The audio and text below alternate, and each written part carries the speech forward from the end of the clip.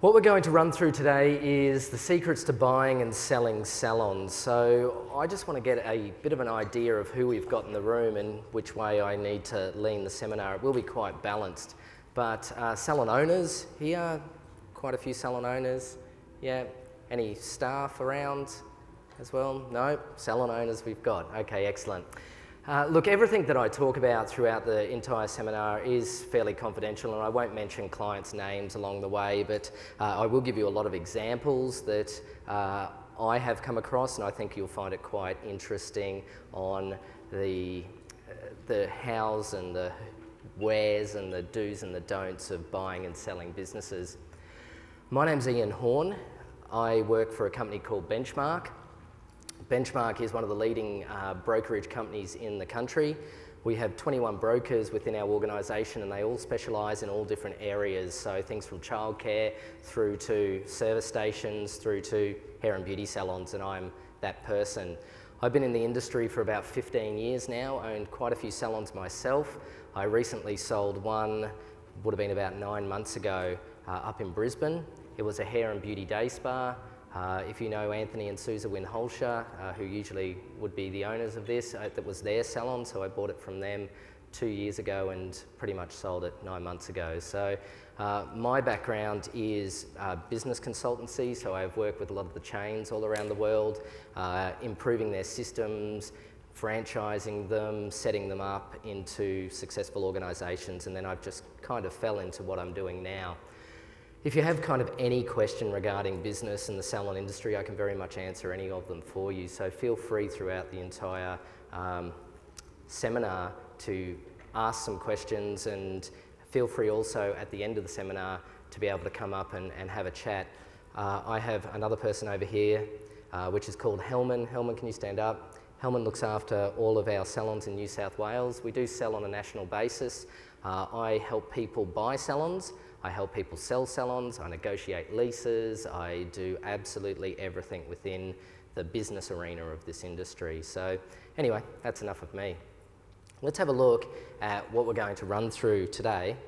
And the first thing we're going to cover off on is some buying rules. So generally we're going to stagger the seminar into two parts. Buying will be the first part, selling will be the second part, and they'll be fairly evenly weighted.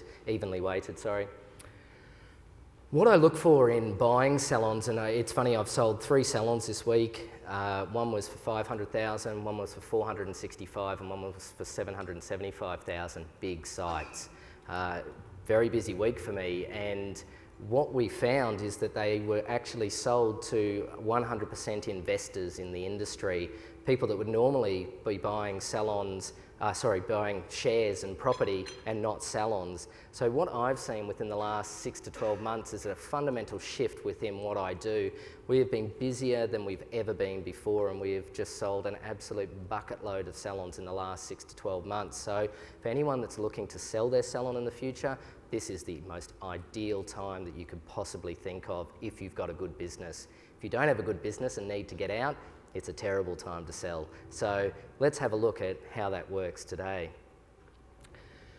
What we've got up here and some of the buying rules are preparation and specification. So one thing that I find with a lot of buyers that come through my books, and I probably have about 1,500 buyers on my books at any one time.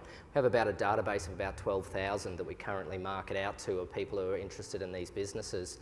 So deciding what to buy, when to buy, how to buy it, is what we're going to be looking through, and we'll really go through that in great detail.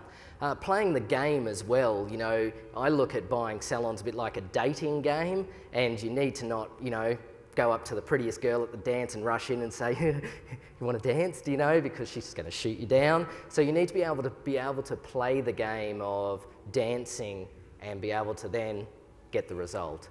So we'll have a look at those things, and I'll teach you some negotiation skills. I do a lot of negotiation these days, and I consider myself fairly good at it. What else we'll look at is what to do after you buy the business. So, you know, I find a lot of people that are fairly green when they come through my books, and they have no real concept on how to buy salons or what to do when they get in there.